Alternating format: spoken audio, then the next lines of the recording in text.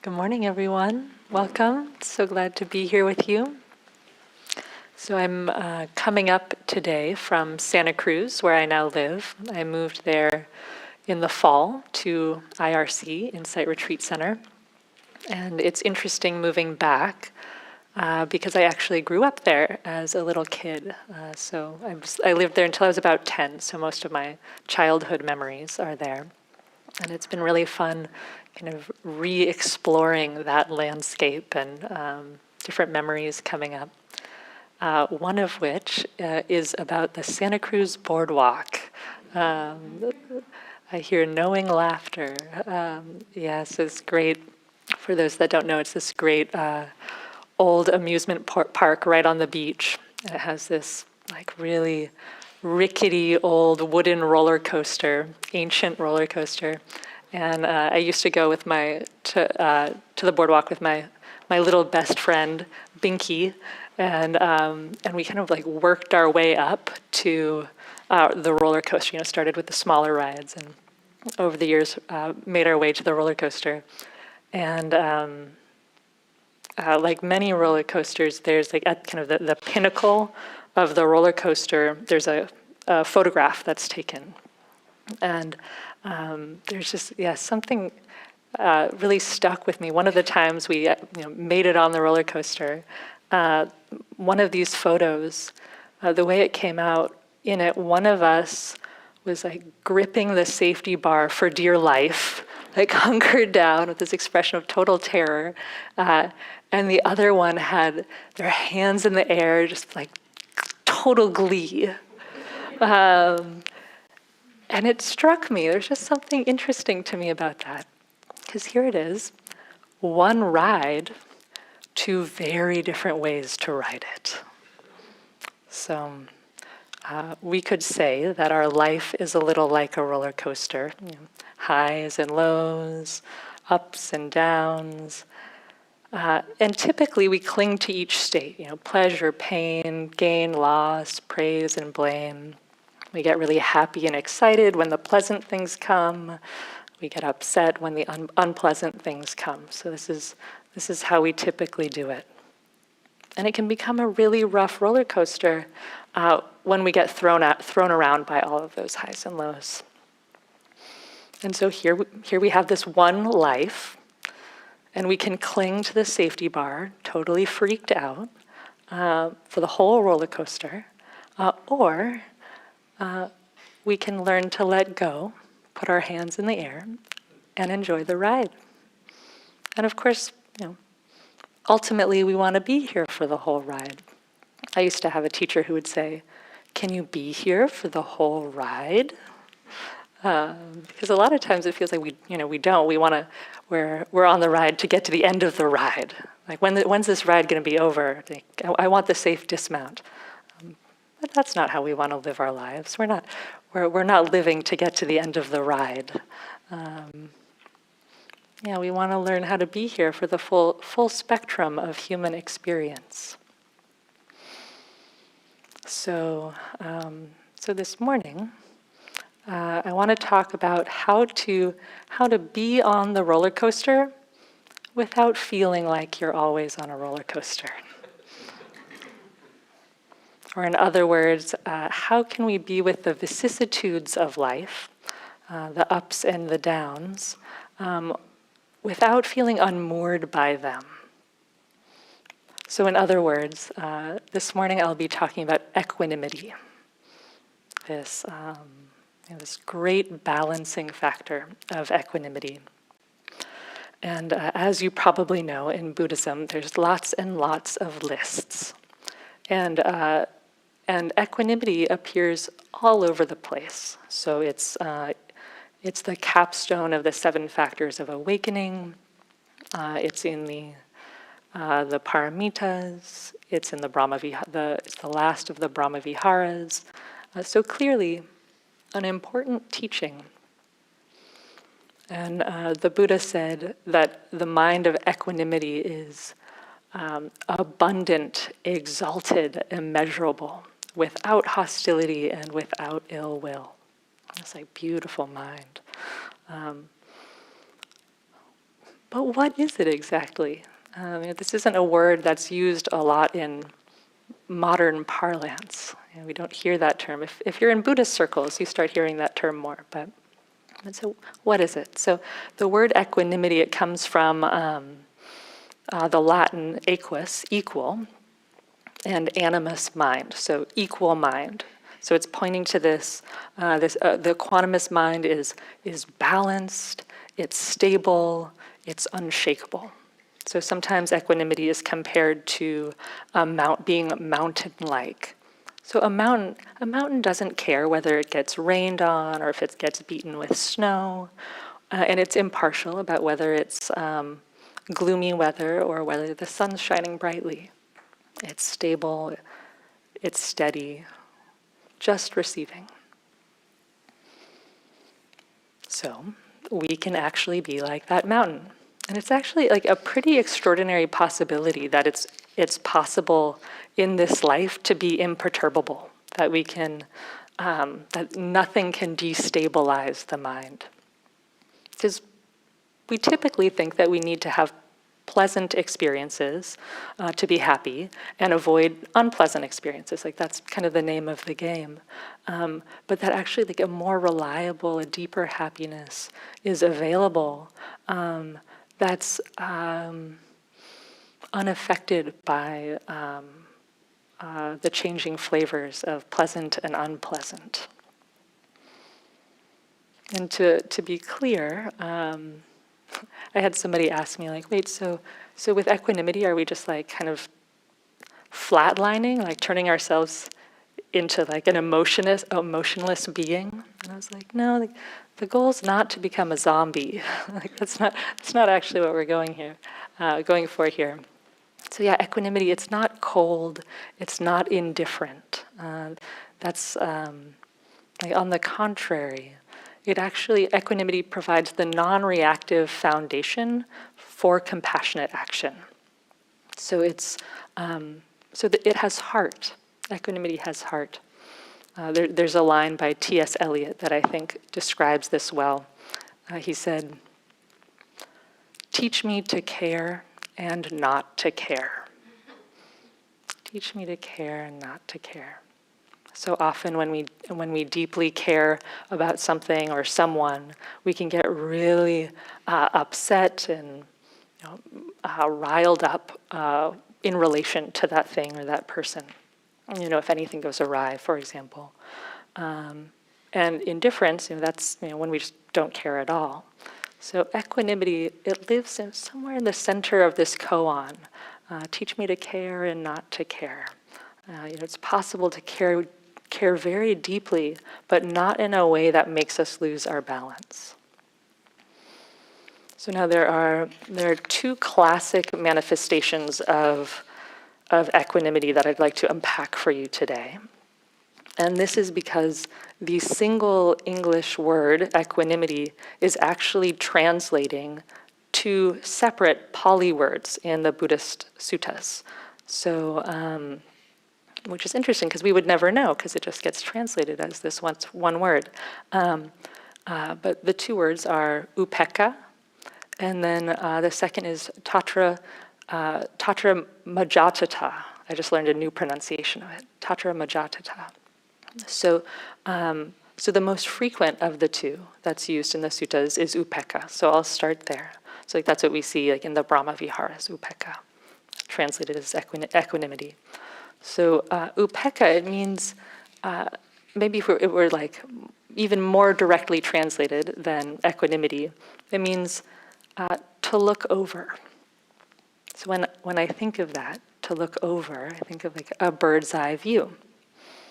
So if there's a wildfire, it's different to be caught inside the wildfire than it is looking over the wildfire from above, right? That's like a palpably different experience. So, bird's eye view, to look over.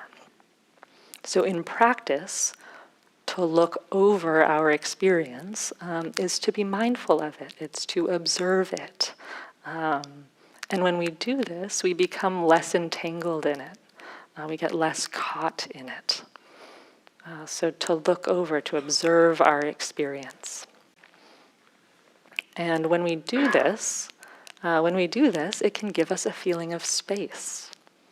And space is a very liberating thing. Spaciousness can provide a lot of equanimity. And when I was first learning about this, I was like, what's so special about space? Like, how does that actually help? So maybe an analogy for you. So you could probably imagine what it would be like to be trapped in a swimming pool with a great white shark. Pretty scary. But let's say we take you and we take that great white shark and we put both of you into the vast ocean. Then what's that like? A lot more relaxed, yeah. So this isn't hypothetical. Like, most humans are willing to get into the ocean, and there are actually billions of sharks in there. So practically speaking, that space really makes a difference. That space really, really makes a difference. So equanimity, it allows us to be with the sharks that are in our own hearts, in a way where we're not reactive. So we can have a shark in our mind, and feel about it as though we're with that shark in the vast ocean. Like there's space inside. There's the safety and the ease that space provides.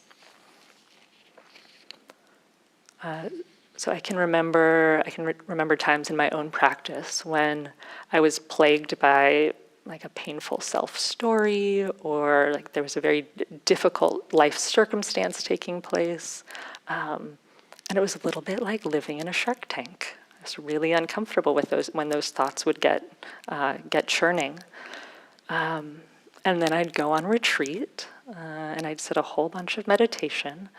And not always, but sometimes the mind would settle and become still, and something would happen. That thought would lose its power over me. Equanimity would grow in the mind and heart.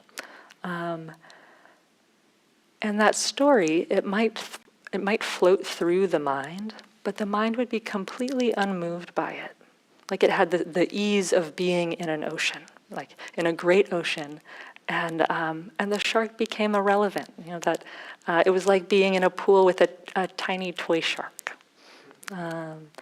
So equanimity has this capacity to shift our relationship to what moves through us, to what we suffer with, such that we have that same ease.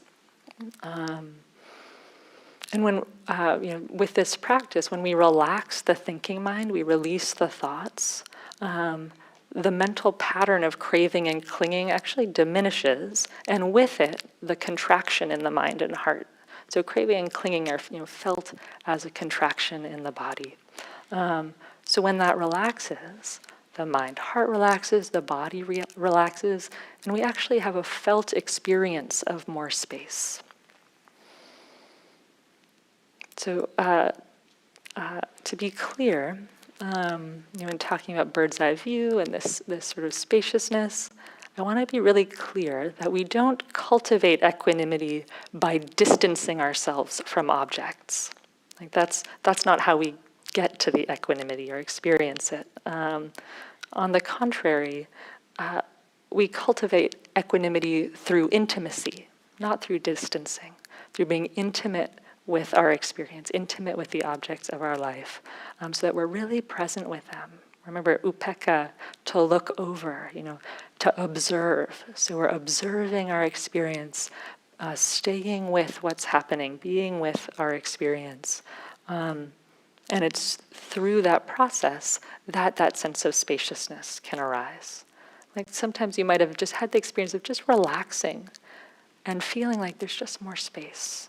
So it doesn't have to take much, but it's through being close that becomes available, not through pushing away our experience.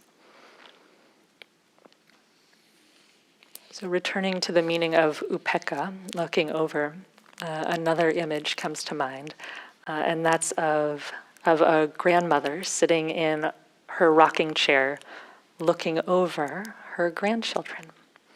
And the grandmother sitting there and watching her grandkids, maybe, and having their squabbles, and sometimes having great times, sometimes crying, having hard times, but the grandmother just watches it all, unaffected by the childish dramas, loving but unswayed. And so in Zen, the equanimous mind is sometimes referred to as grandmotherly mind or parental mind. So if I find myself kind of tangled up in something, sometimes just bringing in the energy of a grandparent. I think it's Temple Smith who says, there, sweetheart. Mama's here. Mama's here. It's okay. So just bring that sweetness. And something that I love about this term, parental mind or grandmotherly mind, and that attitude is it brings together equanimity with metta. Like it has the spaciousness and ease of equanimity, but with the warmth of loving kindness. Okay, so that's Upeka. Let's move to that second word that I shared, the second way that word that gets translated as equanimity, Tatra Majata. So if we were to translate that more exactly, it might be something like standing in the middle of all this. Or I think Bhikkhu Bodhi translates it as in the middleness. So right in the middle of our crazy, chaotic lives, can we be upright? Can we stay standing, not be knocked over? So that's the energy that this word is pointing to. Balanced, staying balanced, even in the midst of the chaos or the difficulty. So you might have heard of, there's these little dolls called Daruma dolls. And they're common in Japan. And they have a little weight in the bottom, and I think the rest of it is hollow. And if you push it, it'll kind of sway over and pop, come right back up. So it'll sway over. If you hit it, pop right back up. So you can't knock them over. And this flavor of equanimity is a little like that. Something might try to knock you over, but you come right back to balance. And something that I love about Daruma dolls is that they're the inspiration for them is Bodhidharma, the supposed first ancestor that brought Buddhism to China. And so the Japanese name for Bodhidharma is Bodhidharma. So that's Daruma dolls.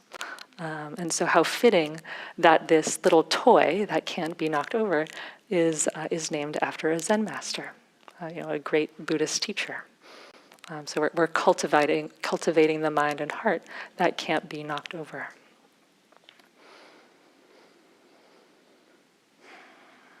So another way we can think of this quality, it's like standing at the edge of the ocean, at the wave break, and a huge wave could come over, but not knock us down. So you're getting a sense of just this uprightness, not being able to be destabilized. And you might have, you can recognize this experience. You might have had a day at some point in your life where you were just like in a great mood. Like there was a sense of like such well-being, and something difficult could happen, something unfortunate, and it was just like, nothing can ruin this mood. I just like no problem. And there's just a sense of equipoise, a sense of resiliency. So one teaching that can support us in contacting equanimity in daily life is a teaching by the Thai forest master Ajahn Sumedho. And the teaching is, it's like this. Sadness is like this. Joy is like this. Resentment is like this. Oh, resentment is like this. Okay. So just meeting everything as it comes and as it goes. No preference. Really simple. I was on a retreat a long time ago, and I think I was ruminating about. I wanted a change in my job. I think I wanted a promotion or something like that, and all of this wanting mind, and at some point the mind went, "Oh, desire is like this." And then a little later, oh gosh, I've been thinking about this so long. Like, when am I going to get over this? Like, can I finally put this down? Oh, aversion is like this. Oh wow, gosh, it feels so. It's so settling to be able to see see what's happening in the mind with such clarity. To be able to see desire and aversion. I feel so relaxed. Oh, tranquility is like this. So just seeing what's happening in the mind and meeting it with that gentle curiosity. Oh, it's like this. Ajahn Sumedho went on to say, be the knower of objects, not the owner of objects. So typically whatever we experience, we identify with it. I like it, I don't like it, I want it, I don't want it. So instead of needing to own it, to take it as self, can we simply know it?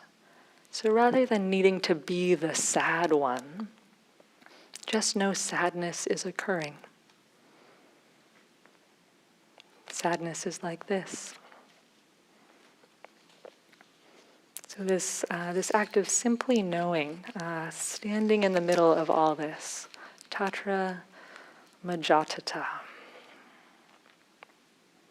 So those are the two words. And now I want to pivot a bit to talk a little bit about how equanimity functions. Like, how does this actually work? So to understand how equanimity can free us from suffering, it can be helpful to start by explaining how we get ourselves stuck with suffering to begin with. And it's kind of an important thing, right? Like, we're all suffering in some way or another, and like, how does that happen?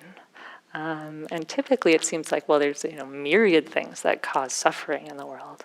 But what's so extraordinary about the Buddha's teaching is that he distilled all of the forms of suffering down to one single source. It's like, wow, that's pretty brilliant, right? So he boiled it all down to craving, tanha, craving. So it's this, and of course the other side of the coin of craving is aversion. So wanting and not wanting, desire and rejection, this force of grasping hold of and pushing away our experience. And this is, of course, the second noble truth. The source of suffering is tanha, craving, thirst. So this craving or aversion comes into being because we experience something pleasant or unpleasant. So on a very basic level, something pleasant happens at one of our sense doors. We see something pleasant, we hear something pleasant, we feel something with the body that's unpleasant, and then the baseline reaction to that is to, if it's unpleasant, reject it, try to get rid of it. Or if it's pleasant, try to get more of it. It's a very simple mechanism. It's like, this food is incredible. I've got to eat more of it. Oh, this house is so beautiful. I want to buy it. This idea is so exciting. I got to make it happen. Or on the flip, this person is so annoying. Like, I gotta get away from him. Or like, that squeaky door is so obnoxious, I need to make it stop. Or that sight, sound, smell, taste is so uncomfortable, I need to get rid of it. So it's happening in our life all day long, every day, this mechanism. And often if it's minor, we don't really notice it. And more often than not, even if it's major, we're so fixated on the object, the thing that we don't like, the squeaky door or the delicious meal, that we don't see the mechanism of wanting and not wanting that's happening in between. That's actually running the whole show. So what's fascinating here is that this whole shebang starts with that simplicity of just pleasant and unpleasant, right? It's so simple. So in your own life, if there's some form of suffering, you might just check, is there wanting and not wanting, or not wanting here? And like beneath that, is there just something that's pleasant or unpleasant? Like very, very simple. So what's extraordinary is that it's actually possible to experience pleasant and unpleasant without reactivity, without that extra layer of then grasping of desire and pushing away aversion. So this is where equanimity comes in. When there's equanimity in the mind, we can meet extremely painful experiences, so unpleasant, extremely unpleasant experiences without reactivity, without aversion, without pushing it away. So I have a chronic pain condition, and I have spent plenty of time suffering over it on meditation retreats and in daily life. But what I've found over time, through sitting enough retreats and allowing the mind to settle, it became really clear that at its most basic level, the pain was just unpleasant. Sometimes very, very unpleasant, but simply put, just unpleasant. The not wanting was extra. So all of the like wishing it wasn't there, when will this go away, how can I get rid of this, what am I going to do, and all of the stories that can proliferate out and create a story about I'm somebody who's sick or have a chronic health issue or any stories that could come out of that, just distill down, just unpleasant. And so when equanimity was well developed in the mind, the pain was just like that toy shark, right? It just had no sway over the mind. And the mind didn't have any preference for anything else over the pains. There could be a soft breeze or a bird chirping outside, and the mind received them all as equal visitors. And so to be able to know that it's possible for the mind to decouple the feeling tone, the pleasant, unpleasant, from the reactivity, from the wanting and not wanting, creates a tremendous amount of freedom. Like it's really powerful to be able to know that you have that capacity. Because all of the suffering comes from that extra layer of reactivity, the wanting and not wanting. So if you can just, in daily life, if you can just be in contact with the feeling tone, the pleasant or not unpleasant, it's a big spectrum, right? Very unpleasant to kind of unpleasant to kind of neutral, kind of somewhere in between, neither pleasant or unpleasant. Kind of pleasant to the most pleasant thing a human could experience, right? So it's a vast range, and it can be fascinating to just explore that and get to know it and rest there. So there's a common teaching: pain is inevitable, but suffering is optional. So you can see how this teaching really makes sense in light of what I've been sharing, that there can be pain, but the suffering's extra. That's that second step of reactivity. So you can see from this how it's possible to ride the roller coaster without feeling like you're always on a roller coaster. It's possible to experience the highs and the lows without being unmoored by them, without being knocked over by them, because you can stay close to like, oh, this is pleasant. Oh, this is unpleasant. That's okay. No pushing away, no rejecting, no grasping hold of. So here's a poem from the Therigatha, which is the early Buddhist nuns. If your mind becomes firm like a rock and no longer shakes, in a world where everything is shaking, your mind will be your greatest friend and suffering will not come your way. So how do we cultivate a mind that no longer shakes? Like how do we actually cultivate equanimity?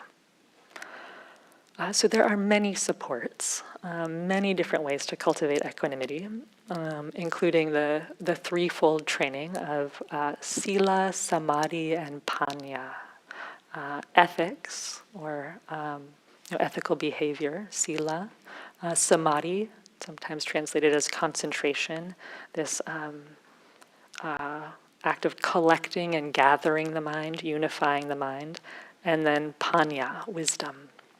So if this sounds familiar, if you're familiar with, oh yeah, sila, samadhi, panya, I've heard that, that's the training of the Eightfold Path.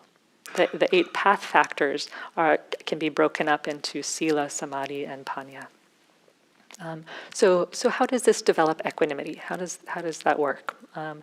So starting with sila, unethical actions like killing and stealing and lying, not only do they create a lot of external harm and dukkha, suffering, but they cause a lot of inner turmoil as well, of course. And a mind that's engaging in harmful activity, it's going to be riddled by guilt and shame and a lot of difficulty. So if you take that mind and try to have it meditate, it's going to have a really difficult time settling down. So for those who are living a virtuous life, who are following the precepts, who are living ethically, it's easier for the mind to settle. And of course, there's many other benefits to living an ethical life, but that's one important aspect. So sila, virtue, ethical behavior, supports samadhi, concentration, this collecting and unifying of the mind. So there's two ways. I mean, there's more than 2 ways, but 2 ways that I'll mention that samadhi develops equanimity. So it's starting with insight, the first. The second, first is insight, second is seclusion. So for insight, when the mind is steady, it can see clearly into the true nature of things. So it can see, the mind can have, when there's concentration present, the mind can see clearly that all things are impermanent. It can see clearly the way suffering truly forms, that the source of suffering is grasping. It can see clearly the selfless nature of phenomena. So it can see into these truths.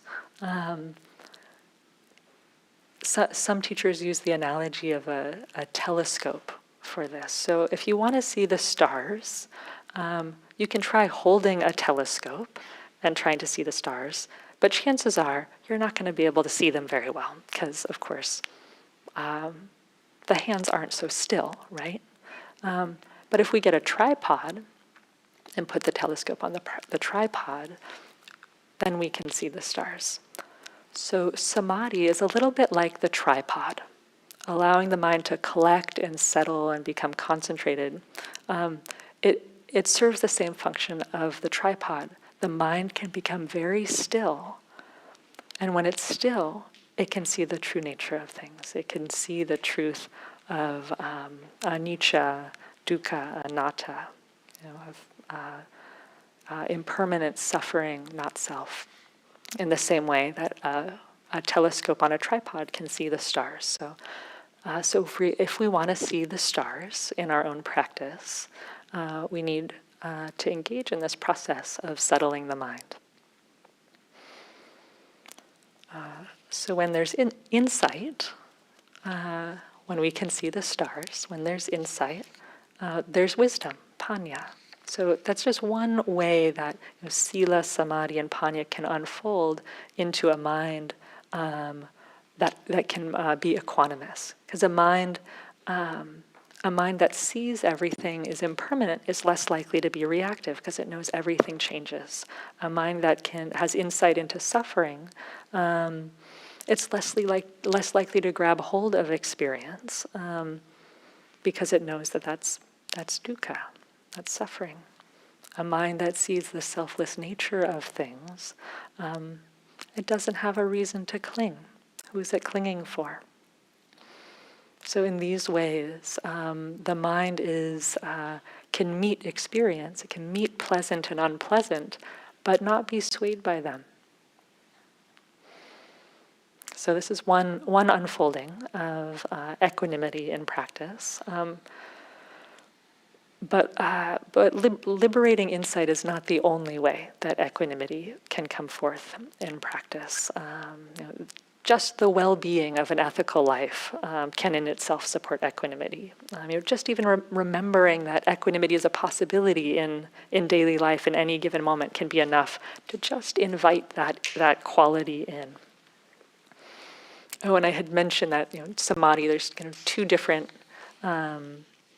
ways that equanimity can come forth through samadhi, and I had shared through insight, the second being seclusion. So in the 7 factors of awakening, 7th factor is equanimity. The 6th factor is concentration. So there's a reason, right? Because the concentration supports the equanimity. So this is from Joseph Goldstein. Equanimity arises out of concentration because concentration has the power to keep the mind secluded from the hindrances. This seclusion then allows for balance and neutrality to be established and the mind to be unmoving in the face of pleasure and pain. So concentration secludes the mind from the hindrances, from the wanting, the not wanting, the restlessness, the doubt, all of the stuff of the mind. So it's secluded, and that allows for that neutrality and well-being such that the mind doesn't get swayed. So there's a way that it's secluded. So an analogy for this, imagine a little seed that's constantly being blown around by the wind. If that's the case, it's never still enough to take root. But if it's allowed to be still for long enough, that little seed will take root. And then even when great winds come, it won't be blown away. So in the same way, when you sit, when you're still, and you commit yourself to being still, allowing the mind to settle, you're a little like that seed that's landed in one place long enough for its roots to grow. And so your roots can grow deep, and even when the worldly winds are blowing of pleasure and pain, gain and loss, praise and blame, you're unmovable. You're stable, balanced, unshakable, maybe like a great redwood tree in a storm, right? And so you can stand upright in the middle of all this, in the middleness, and still be free. So that's the capacity of this practice, rooted and free. So let's sit for a minute together.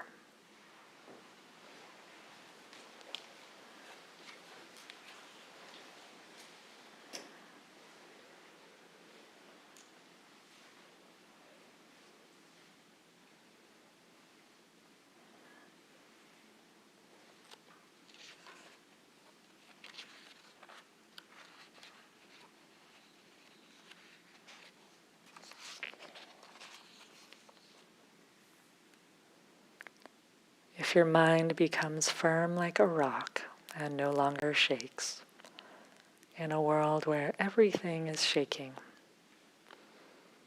your mind will be your greatest friend, and suffering won't come your way.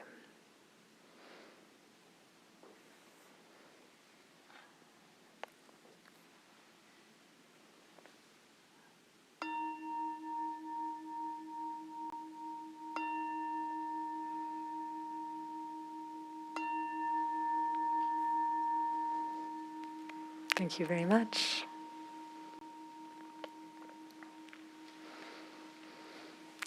So, we probably have time for one question or comment, reflection, if there is one. Hillary? Did you have your hands holding tight on the bar? What do you think?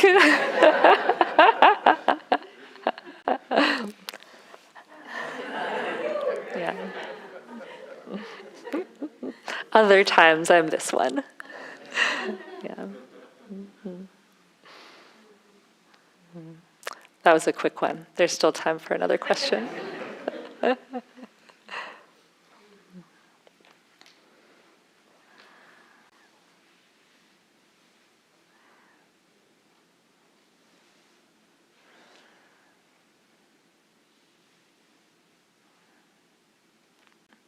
I especially appreciated the two different translations back from Equanimity, both in the midst and the bird's eye view. Thank you. Yeah, isn't that interesting? Yeah. Thanks, Martha. I think there's one over here. Is this you? Hold it like a rock star. So I was wondering if equanimity could be like almost on a spectrum. Like I'm thinking for like severe grief or like hard moments, if there's like a touching into it for a few moments, or like, I don't know, it feels like at times like I search for equanimity or like I'm allowing for it in concentration. And it's like I can touch it, but like not be there very long. Yeah, absolutely. I think that's an astute observation that equanimity can come in and out of experience. So it's not like you might be able to touch it for a moment and like have a moment where you feel just a little ease, and then another wave of grief or another wave of anger, and then where it's kind of titrated. So that's one way equanimity is experienced. On the flip, sometimes equanimity can be quite stable, but often that takes like retreat practice. And not that even happens all the time on retreat.